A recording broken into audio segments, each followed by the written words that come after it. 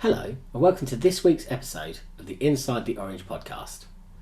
The podcast all about understanding the people around us. Now this week, I'm happy to say I'm interviewing again. And I'm delighted to say that I was joined by motivational speaker from Motivational Check, Terry Tucker. And Terry's got an amazing story that I think needs to be heard. So, let's get into the episode.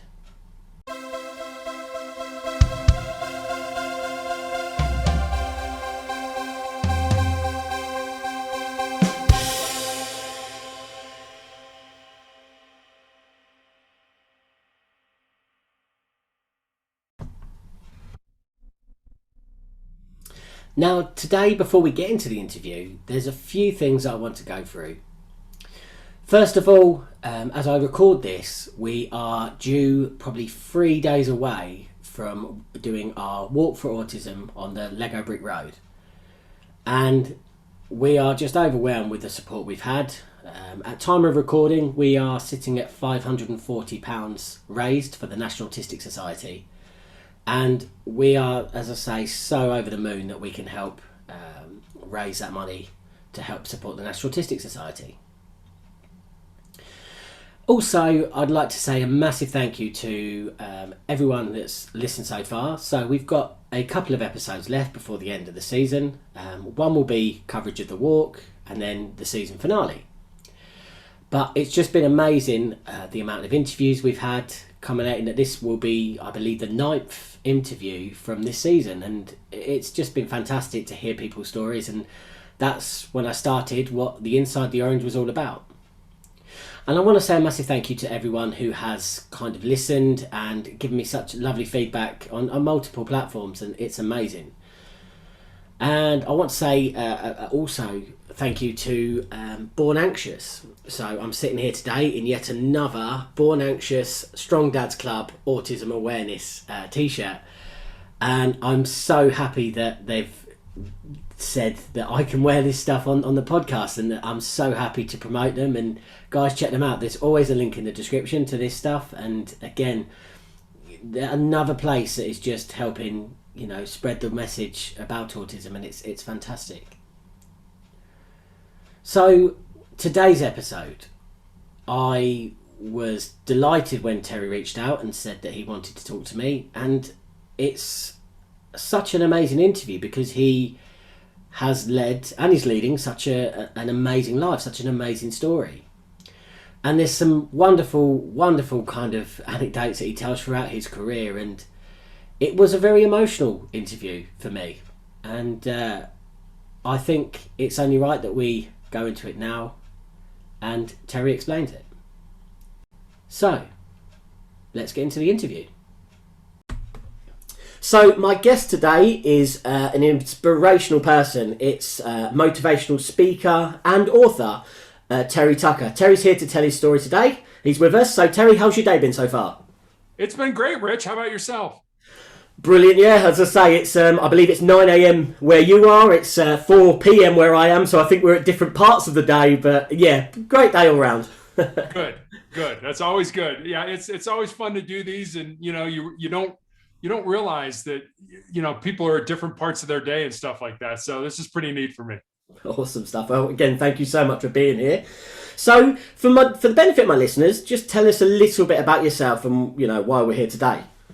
Sure. I'll try to give you the Reader's Digest version of my life. So I was born and raised in Chicago, Illinois, a fairly big city. I am the oldest of 3 boys. You can't tell this obviously from my voice, but I'm 6'8", and I played college basketball at the Citadel in Charleston, South Carolina. I have a brother who's 6'7", who was a pitcher at the University of Notre Dame. And then I have another brother who was 6'6", who was drafted by the Cleveland Cavaliers in the National Basketball Association here in the States. So after I graduated from college, I moved home to find a job. I was the first person in my family to graduate from college. Fortunately, I found that first job, which was in the corporate headquarters in the marketing department of Wendy's International, the hamburger chain. But unfortunately, I ended up living with my parents for the next 3.5 years as I helped my mom care for my dad and my grandmother, who were both dying of different forms of cancer. In my professional career, as I said, I was a marketing executive with Wendy's. I was a hospital administrator. I was a customer service manager. I was a police officer. And while I was a police officer, I did undercover narcotic work. I was a SWAT team hostage negotiator. I was also a school security consultant, a high school basketball coach, as you mentioned, a motivational speaker and an author. And for the last 9 years, I've been battling cancer. And then finally, my wife and I have been married for 27 years, and our only child, a daughter, is a graduate of the United States Air Force Academy and is an officer in the newly created U.S. Space Force. Wow, there's a lot there. Even in the Reader's Digest version, there is a lot there to cover. And again, one of the reasons I wanted you here today talking to us. So let's take you back. You mentioned you played college basketball.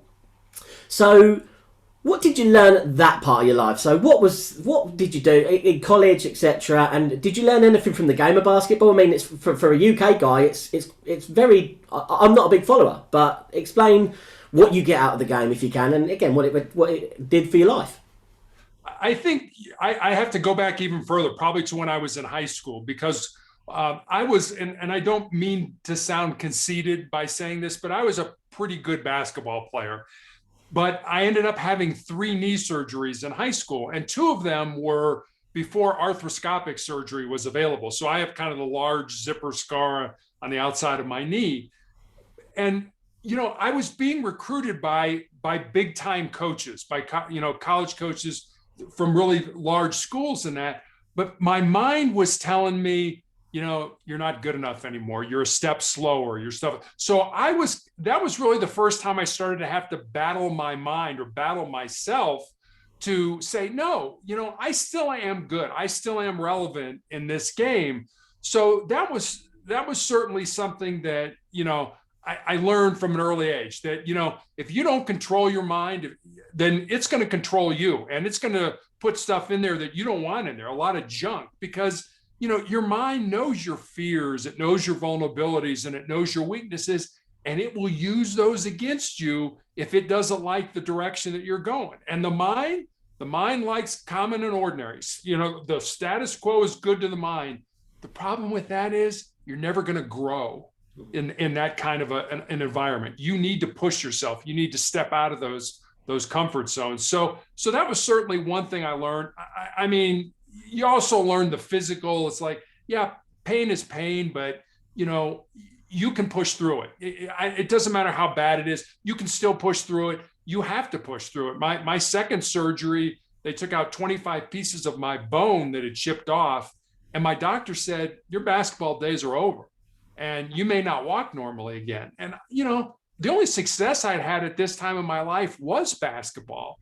And, I was probably 15 years old. So, I mean, I was still a kid, a child, but that was the only success I'd known. And I was not willing to give that up. So it was like, you don't think I can play? You watch me. I'll go ahead and do that. So I learned a lot about the mental and the physical part of pain and controlling your mind and things like that. So, and that carried over certainly into college where, you're having to juggle going to class and being on the road and missing class and all that kind of stuff. So, I mean, I graduated from the Citadel, but I'll be honest with you, I barely graduated from the Citadel. So, do you know what? What's really interesting in that is how you kind of defined that level of maturity. I don't think there's another word for it, to have that mindset. Again, I'll be honest, to kind of be able to understand myself, it took me 35 years to have a kind of idea of that driving force and that mindset at 15. That must have set you up quite well in life with that mindset. Has it? I mean, is that a fair point? I mean, you would think, I mean, for the most part, yes, but there are still times where I get down, where I get sad, where I, am worried and nervous and all that kind of stuff. And I guess that's, we're all going to get into those dark places. You lose a job, your spouse leaves you, somebody dies that's close to you and stuff like that. We're all going to get there. The thing that I learned is that it's up to me whether I want to stay there or not. And if I don't want to stay there, then I've got to get myself out of that. I've got to bring myself back to a place where I can re-engage with life and get back to doing what I think is important and what I need to do. But there are a lot of people who get there and can't get out of there. And, they get so low, they get, I call it rock bottom, but I also say that rock bottom or bedrock is a great place to start building your foundation to pull you back up to where you want to be. That's brilliant, honestly. I want to so let's fast forward a bit. So again, there was quite a lot of jobs you did there. You talked about Wendy's and all that. But when we've obviously had a little chat before we came on air and previously, I was really kind of engaged with the conversations you spoke about the police, and you said you were a SWAT team negotiator. There's so many questions that come from that, but how important is conversation in that job? Let's start with that. How important is conversation when you're dealing with someone you can't see that is potentially causing a threat? Tell us a bit about that. Yeah, I think you kind of hit the nail on the head there. As a policeman, most of the time, 99% of the time, you're dealing with another person and you're dealing with them face to face. So if I'm dealing with you face to face and I see you're balling your hands up to make fists, or, you're kind of looking around. Now, balling your fist mean like, well, you might be wanting to fight me, or looking around, you might be wanting to run and escape. Okay, I see those verbal or those visual clues, and I can do something about it. I can handcuff you, I can put you in the back of my car, I can sit you down. I can do things to mitigate that.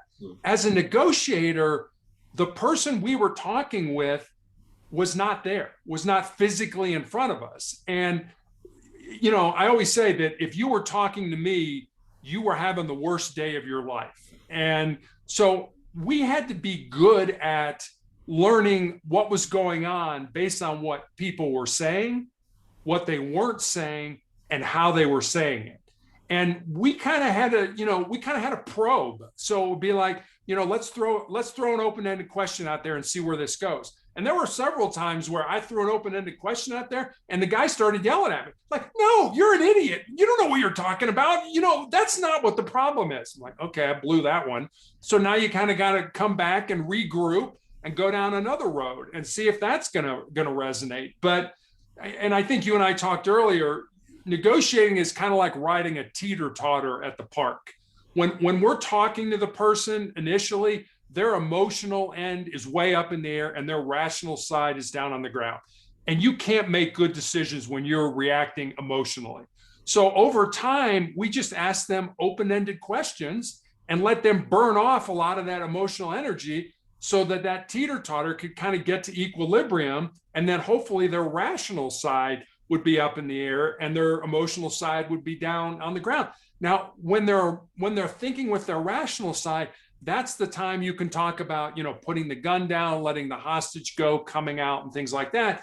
And that's the only time you can do it. You can't stay. You can, but you're not going to get anywhere if they're all up and emotional and tense and stuff like that. They're not ready to come out yet. So you kind of have to work that. So what you say and how you say it is very important.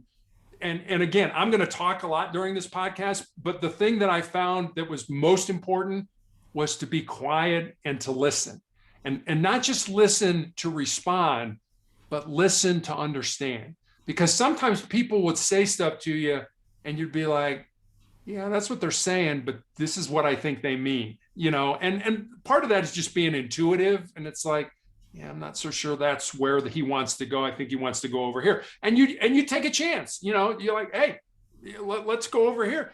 And most of the time we were right. We had great training and we worked with a psychologist and stuff. So yeah, conversation, very important, and, much different than being a street officer where you're dealing with people one-on-one.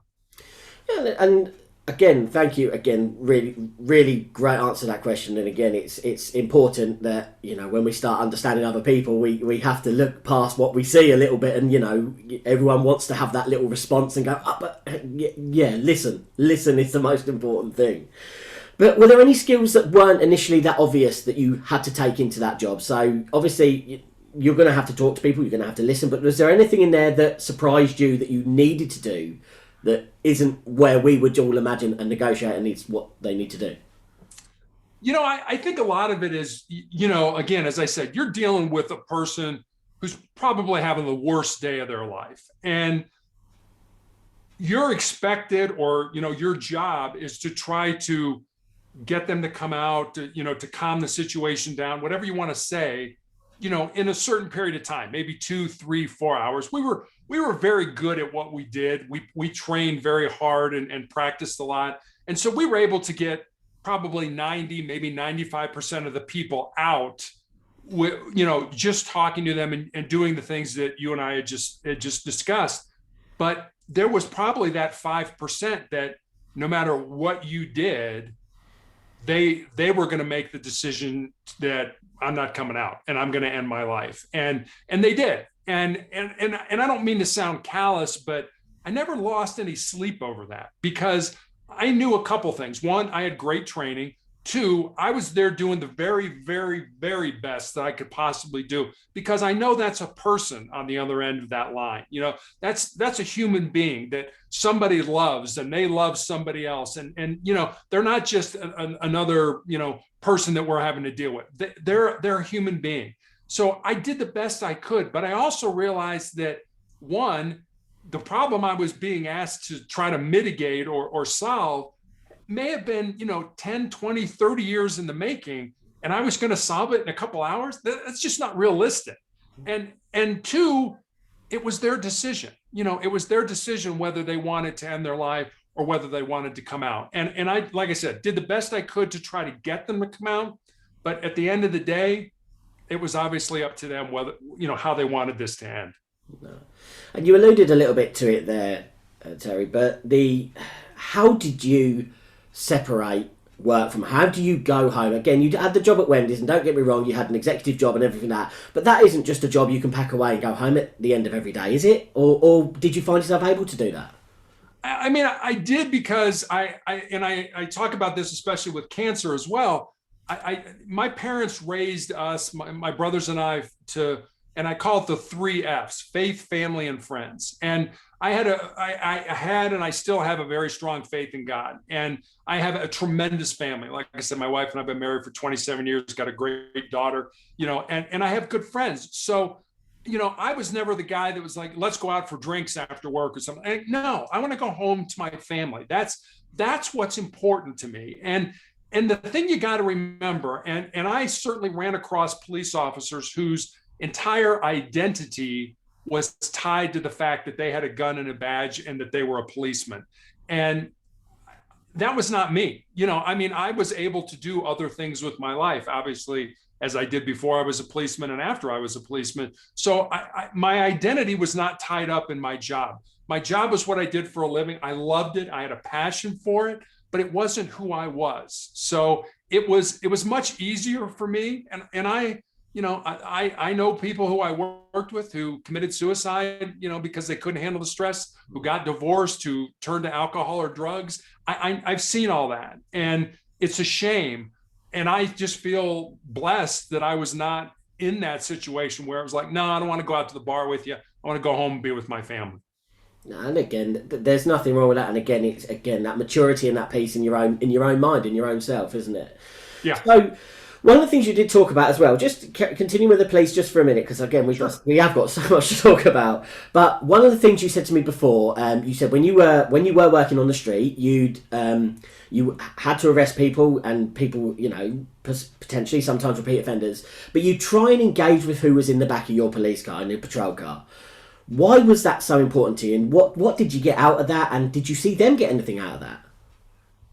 I don't know if they got anything out of it. I certainly, again, I always wanted to remember that, and I've said this especially with being sick too. When you're a policeman, it's kind of like being in business with the 80-20 rule. 80% of your business comes from 20% of your customers. Well, that's the same thing that happens in law enforcement. 80% of the crime is committed by 20% of the knuckleheads who you arrest over and over and over. So, that same thing occurs. But there's a tendency in law enforcement to think that, everybody's a collar, everybody's a crook, everybody's a criminal. They're not. 90% of the people in your country and in the United States are good, honest, caring, decent, law-abiding citizens who just want the best for their family, their community, and their country. So the thing you got to remember is your job is kind of to deal with people on the fringe. the people who are, not probably the people who are your neighbors or my neighbors and stuff like that. So it's very important to kind of remember that, these are still people. And for me, I wanted to know, what are your goals? What are your dreams? What are your aspirations? What do you want to do? And a lot of times, especially when I was in the drug unit, we're kicking in people's doors. We've got search warrants. I mean, there's felony charges. I mean, these people have ruined their lives. I mean, you're a convicted felon, awful hard to find a good job and things like that. So I wanted to know and the thing I found, and the thing that was so disappointing, especially among young minority males, is they didn't have any goals or dreams. Especially if you were a drug dealer. If you were a drug dealer, you were living fast because you knew next week, next month, next year, another drug dealer was going to come and shoot you in the head and take over your territory and your customers. And so they knew that. So it was like, I'm going to live fast now. And, there was a guy one night we stopped in a car. He was a drug dealer. He had $80,000 in cash with him in the car. I'm like, 80,000, that's 2 years salary for me at that time, but he's driving around with it. And I'm like, why didn't you leave it at your house? And the funny thing was, he said, because everybody knows I'm a drug dealer. And if I leave the money at the house, they're going to wait till I leave and then break in and steal it. So I'm just going to take it with me. I'm like, well, okay, at least you're smart enough to realize that. But there were so many of these young men who were really intelligent. And you thought, if you could focus your intelligence on something positive, something that, could make you, have a good job, not looking over your shoulder, whether it was the police or another drug dealer who was coming after you, you could have done so much with your life. But it was just a shame to see so many of these lives just kind of go down the drain.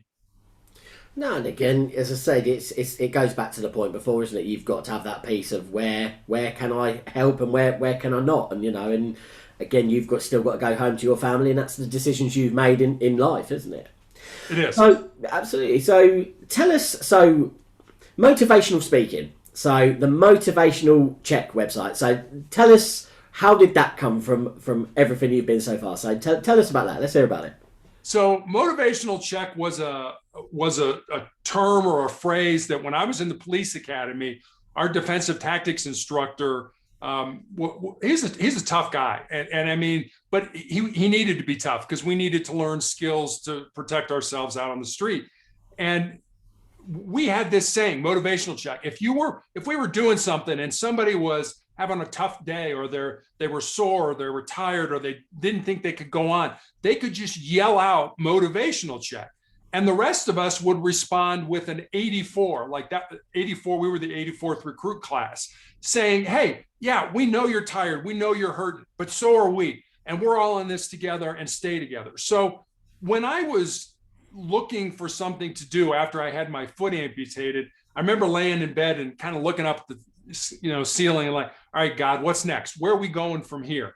And I was kind of hoping to, I'd hear the voice and all that. There's an old joke that goes, when we talk to God, it's called prayer. When God talks to us, it's called schizophrenia. So, I didn't want that. I didn't have that. But people were like, why don't you start a blog? And I looked at him like, I can barely turn my cell phone on in the morning, not alone put a blog together. And literally, I had a 4-page blog that is every day I put up a motivational quote. I put up stories to read. I put up videos and stuff like that. And they're short because I know people don't have a lot of time. But if you need a quick dose of inspiration or motivation, you can go to Motivational Check and find it there. But so I was looking for a name, and Motivational Check, the name of the blog, came from what I experienced when I was in the police academy. And it's brilliant. As I said, I talk about the podcast. My podcast came from the idea of understanding the inside of people, and just picked up an orange and went, oh, it's like asking what's inside an orange. And it's amazing, just these moments that stay with you. And when you hear them, they go, actually, yeah, this, again, what you're talking about was a really important time of your life of understanding yourself. And it's fantastic. Again, you've alluded to it in that last section there, sorry. You have had to have your foot amputated, and again, you're going to go beyond that and explain what you are going through at the moment. And this comes from a battle with cancer that you're currently going through. Now, you've described it as your biggest challenge in your life. Completely understandable. tell us about it, but tell us why you don't want the cancer to define you as well, if that's fair to say. Sure, and it is. And I guess maybe I'll answer kind of the second half of that question first. I recently had a nurse, ask me, and I'll give you more of a background here in a minute. I had my foot amputated, I had my leg amputated, and she was like, well, how was that? How did that affect you? And I said, well, it certainly wasn't easy. There's no S on my chest, and I don't wear a cape by any means. So yes, it was difficult, but it doesn't define me. I am more than the sum of my parts. And you can amputate everything you want, but cancer can't touch my heart, it can't touch my mind, it can't touch my soul. So understanding that, cancer doesn't define me. It's what I'm dealing with now. Just like being a policeman, that didn't define me as who I was as a person. I could do something else. And so basically back in 2012, I was a high school basketball coach, and I had a callus break open on the bottom of my foot, right below my third toe. And like I said, I was on my feet a lot. I didn't think much of it. But when it didn't heal after a couple of weeks, I went to a podiatrist friend of mine, a foot doctor, and he did the normal things. He put pads in my shoes and stuff like that. And when that didn't work, he took an x-ray and he said, I think you have a little cyst in here. I can cut it out. And he did. And he showed it to me. It was just a little gelatin sac with some white fat in it. He's like, I've seen thousands of these, no big deal. He said, I'll send it off though. 2 weeks, you'll have results. Everything will be back to normal. Well, that was the last normal 2 weeks that I had in my life, because he calls me and I knew I was in trouble. Like I said, he'd been a friend of mine, and he couldn't bring himself to tell me what was going on. And eventually he said, Terry, I've been practicing for 25 years as a doctor, and I've never seen this form of cancer. You need to go to MD Anderson, which is probably one of the best cancer centers here in the United States, and be treated for this rare form of melanoma. And we think melanoma, I got a brown spot on my skin, or, I've got sun damage or something like that. I have this weird cancer on the bottom of my foot. How did that happen? My doctor doesn't know. So, and I don't spend a lot of time worrying about, why did it happen? It happened. So I'm going to have to deal with it. So, I went through a couple surgeries. I was on a drug called interferon, which basically gave me flu-like symptoms. So imagine having the flu 2 or 3 days every week for 5 years. And that's kind of what I went through with that. And then as soon as the drug stopped, as soon as the drug stopped in 2017, I had my foot amputated in 2018. When the disease came back, 2019, 2 more surgeries. And then last year, an undiagnosed tumor in my ankle grew large enough that it fractured my tibia, my shin bone. And my only option was the amputation of my entire leg.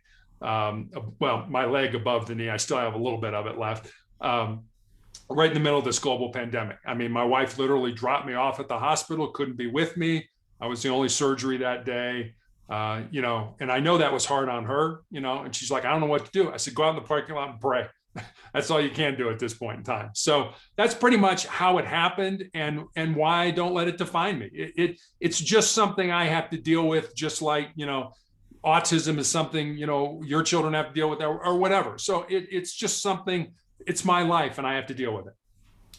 And again, I find it so inspiring how you do talk about it, and I think you call yourself a survivor, don't you? You are there to do everything you can. Again, using the same principles you said before: faith, friends and family. You keep that kind of mantra in there.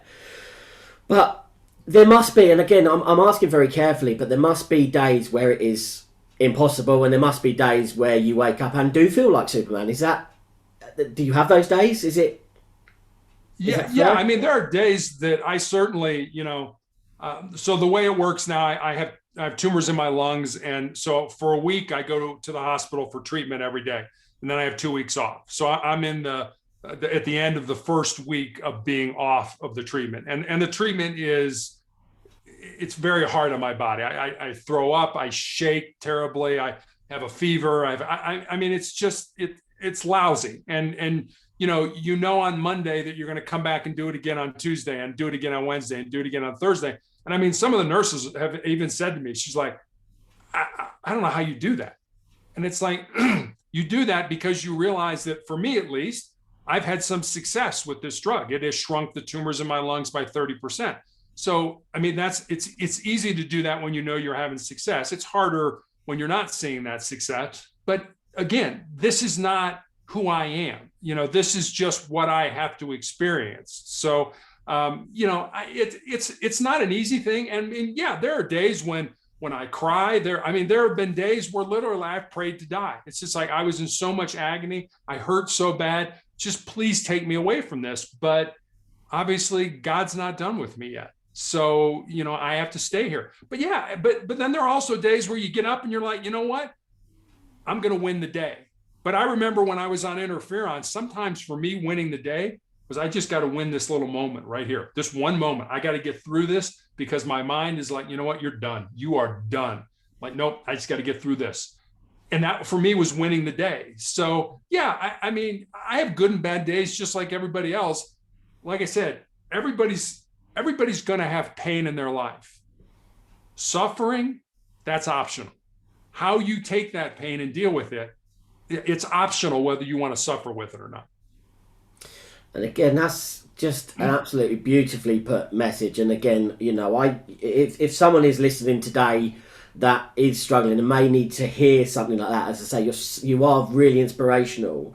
But what would your message be to someone that may be feeling that today's a bad day? What would your message be to them if you could just talk just to that person right now? And here's what I'd say to you. You're in pain right now. You're going to have pain. Sometime, someday, some way, that pain is going to be gone. Might be gone through drugs, might be gone through surgery, might be gone when you die. But that pain is eventually going to end.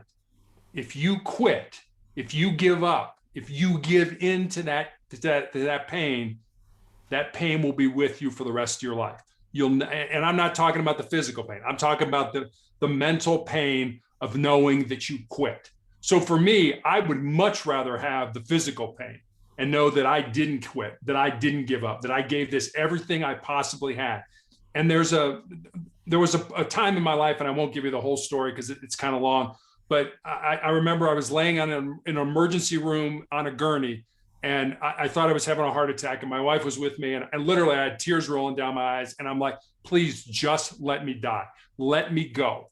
And I remembered at that moment a story that I had read about the owner of a professional sports team who paid a United States Navy SEAL, a military person, probably some of the toughest men in the world, to come and live with his family for a month and teach them to use their mind to do more than their bodies ever thought they could do. And part of what he taught was the 40% rule. And the 40% rule says that if you think you're at the end of your rope, you could say, hey, I'm going to go out for a 5-mile run and at 3 miles, I'm done. I can't do any more. No, you can do 2 more miles. You can do it. And, for me, it was laying on that gurney saying, you know what, I'm done. I'm done. I'm going to die right now. This is my time. But I remember thinking about that story. So 40%, that's if you think you're done, you're only at 40% of your maximum. And you still have another 60% left in reserve. And I remember thinking that, and I just kind of went into my quiet place and I'm like, you know what? You're not done yet. You still have more to give to yourself. So do not quit. You still have more. And I did. I had so much more to give to myself. And anybody out there who's in my position or thinks they're ready to quit, you still have so much more left inside you. So do not quit. Do not quit ever. That's absolutely brilliant. Terry, where can people, again, they've got the website, but where can people find you to get in touch? Because I'm sure, again, people who are struggling may just have needed this conversation to hear this. Where can they find you? Sure. You can always send me a note on motivationalcheck.com. But if you want to send me an email directly, it's motivationalcheck@aol.com. Awesome. And again, if there's anyone that needs that, just take it up because, again, you're very inspirational to me. And again, you've said so much to me in the couple of chats we've had before we did this on air, and it is just so inspiring. And again, I think you can help so many people. I think what you do can help so many people. I want to talk, if we can, about you. I said in the beginning that you were an author. You wrote a book called Sustainable Excellence, 10 Principles to Leading Your Uncommon and Extraordinary Life. Tell us about that book And why did you decide to write it? So the book was really born out of two conversations. One was with a former basketball player that I had coached, and she and her boyfriend had moved to the area where my wife and I live, and we had dinner with them a couple times. And I said to her, I'm really kind of excited that you're here now because I can watch you find and live your purpose. And she got real quiet for a while, and then she looked at me and she said, Coach, what do you think my purpose is? I said, I don't know what your purpose is. That's what your life should be about. Your life should be about finding the reason you were put on this earth. And then once you find that, live that purpose to the best of your ability. So that was one conversation. The second conversation was with a basketball player from the Citadel who had contacted me on LinkedIn and wanted to know what I thought were the most important things he should know to not just be successful in business or his job, but to be successful in life. And I didn't want to give him the, get up early, work hard, help others kind of stuff. Not that that's not important. It's incredibly important, but it's already been done, in so many different ways. So I kind of waited to respond. I wanted to make notes and jot stuff down and things like that. I wanted to give him stuff that I thought or would hopefully resonate kind of in his heart or in his soul, so to speak. So I eventually had these 10 principles, 10 ideas, and I was comfortable enough with them that I sent them to him.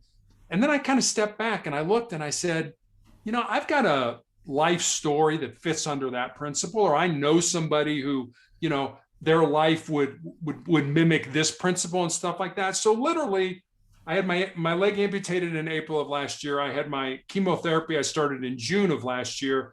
In between that period of time, I wrote this book. I sat down at the computer. I had the principles already, and I just started building stories underneath the principles that, either, like I said, said, hey, I've got a story about that, or I know somebody who that principle exhibits their life. And then I had a book. But then did I have a book? And so what I did is I sent it to a couple young friends of mine, and I said, be brutally honest. Tell me if this is garbage or if this is something that needs to be published. And without a doubt, all of them immediately like, yes, you need to try to get this published. So that was kind of how the book came about. And it came out last October, and when it came out, I was like, I got to sell books. I got to sell books. I got to sell books. And I had a best-selling author in the UK who I'd connected with, kind of pull me aside on the computer. And he said, no, Terry, he said, no, you're going about this the wrong way. Your job is not to sell books. Your job is to help people. If you help people, your book will sell itself. And I'm so glad he kind of hit me in the face with that, because I didn't write the book to make money or to get famous. I wrote the book to try to help people. And by him telling me that, he kind of got me to refocus on what's really important. And so as a result, if I sell books, I sell books. But if I can help people, if I sell one book and it helps somebody, then the book was worth writing. Yeah, and to give that option today, because I think you've clearly spoken with such passion and again purpose today. So let's try and get it. So where can people get to the book? Where can people find the book? Because if they listen to you, I'm sure they'll want to know. Yeah, I mean, you can get the book pretty much anywhere online where you can buy books. So Amazon, you can get it at barnesandnoble.com. You can get it on Apple iBooks. Anywhere online that you can get a book, you can get Sustainable Excellence. That's brilliant. And again, you talk about purpose and that. So are you happy with your purpose? Do you know your purpose? And is that what your purpose is? That you are here to help people? Yes, I think it is right now. I mean, a couple of weeks ago, I saw the initial CAT scan of my lungs and the number of tumors. And I kind of looked at my doctor and was like, how was I able to breathe? I mean, it just doesn't look like there's any space to breathe. And you look at it now, and there's just 2 tumors left. This medication has done such a great job on it. And that's why I said I don't think God's finished with me yet. I mean, I probably should have been dead back then, but I'm not. And so I figure whatever time I have left, I want to put as much goodness, as much positivity, as much love really back into the world as I can. So that's my purpose. And I recall a quote from Mark Twain, who's an American author and humorist, who said, the 2 most important days of our lives are the day we're born and the day we figure out why. And my why right now, my purpose is to help people, is to help as many people as I can. And I always tell, especially young people, if you have a passion for something in your heart that's just burning for you to do, and you're scared about it, go ahead and do it. Because when you get to my age, when you get to the end of your life, the things you're going to regret are not going to be the things that you did. They're going to be the things that you didn't do. And by that time, it's going to be too late to go back and do them. So if something is passionate in your life, but it still scares you, go ahead and do it. Because I guarantee you, you're going to do two things. One, you're going to succeed, or two, you're going to learn. And either way, I look at it as a win-win. That's brilliant. Again, you do inspire me, and again, I love having guests on that just have that kind of thing that make me feel like I want to listen. And again, I always tell my guests that I could talk all day, but what I really love is when someone talks and gives me a message that I just want to listen to. And Terry, look, absolutely fantastic. I did email to say to you that there was another question I wanted to ask. Now, when we spoke last time, you've got an amazing story about, should we say, probably a sort of famous basketball player. Are you happy to tell us a story? Because I absolutely loved it. Sure, I'll be happy to tell it. So my senior year in college, I played against Michael Jordan. We played against North Carolina. He was a freshman. I was a senior.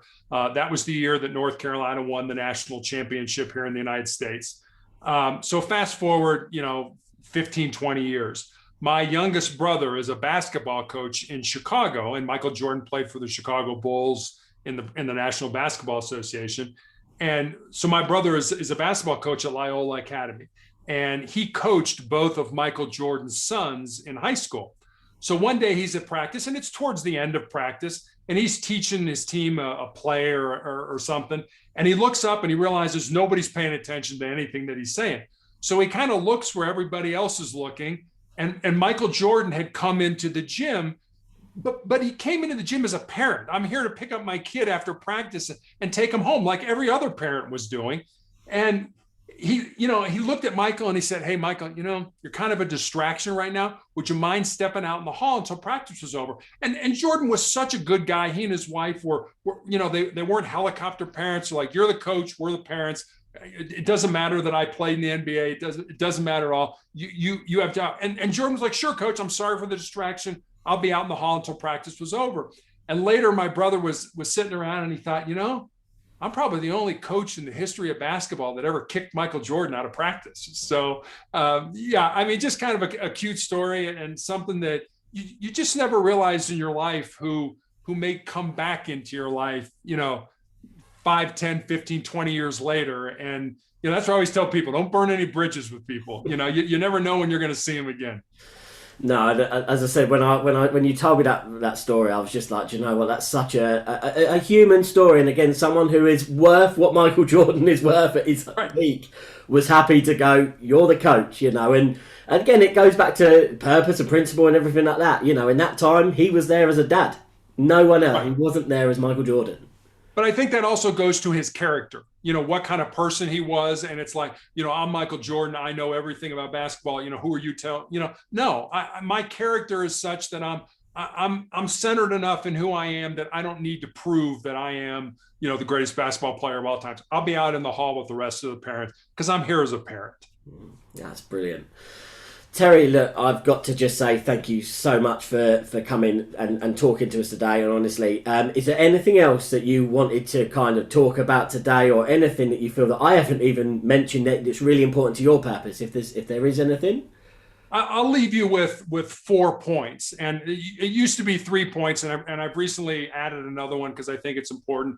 And these are what I call my 4 truths. And they're, in addition to my faith, they're kind of what I use to live my life by. And we've talked about a couple of them, but the first one is control your mind or it will control you. And we talked about that when I was a freshman in high school. The second one is you need to embrace the pain and the suffering that we all experience in life and use it to make you a stronger and more determined individual. I've had enough pain in my life at this point that I don't run from it anymore. I almost want it because I've learned to use it and burn it as fuel or use it as energy to make me stronger, to make me tougher, to make me more determined. So that's number 2. Number 3, and this is the one that I just added, and I really think it's important, and it kind of goes to people thinking about the end game of their life, not just concentrating on today. What's your legacy going to be? Would your ancestors be proud of the life that you have led? And this is number 3. It says, when what you leave behind is what you weave in the hearts of other people. So that's number 3. And then number 4, I think is pretty self-explanatory. As long as you don't quit, you can never be defeated. So I use those 4 truths to kind of guide my life. And recently I had a nurse say to me, Terry, this drug that you're on, it's killing you. Nobody would think anything less of you if you would quit, if you would get off of it. And I tried to explain these truths to her. I don't think I did a good job of it, but basically what I said is, my doctor may take me off the study or I may die on the study, but I'll never quit this study. And that's just based on my truths and my faith. And I'll do the best I can. And you know what? If I go down trying, I'll be very, very happy with that. And I know my heart will be calm and peaceful when they put me in the ground. Bless you, Terry. Again, so beautifully put as well. And I thank you so much for the humility. I thank you so much for just every aspect of that. It's really nice when people say you can ask me anything. And again, I approached this interview very, very carefully, and I thought, but you were like, no, Rich, just ask me however you want to ask me the questions. But Terry, just from myself, thank you. If someone gets something out of this podcast, then if one person gets something out of this podcast, then you have done me the biggest honour and everything in this world by helping someone. And again, I'm so thankful that we met and had this conversation. And again, with all my guests, I like them to I want to be involved. We'll have a catch up later on. I just, as I say, but from the bottom. Can I say one more thing to you? Because I want to thank you, because it's people like you that give people like me a forum to get the message out. And between the two of us, hopefully we're going to make a difference in the life of somebody who listens to this. So, I understand you want to thank me, but I certainly want to thank you as well for providing this forum as well. No, I think, as I say, Terry, absolutely. And again, I feel quite emotional, on this kind of outro now, but meeting people like you is the reason the Inside the Orange exists, because you tell a story and you will help someone else. So again, thank you so much for that. Thank you. Thanks for listening to this episode. If this podcast is something you enjoy, then please subscribe to the podcasts and make sure you like and share so more people can hear our message. Remember, if you have any questions for me or my guests, you can get in touch via our website, insidetheorange.co.uk, on Twitter @OrangeWatts, on Instagram @InsideTheOrange, or on Facebook on the Inside the Orange podcast. And finally, there's the email of insidethisorange@gmail.com. All these links will be available in the description. Thanks for listening, goodbye and take care.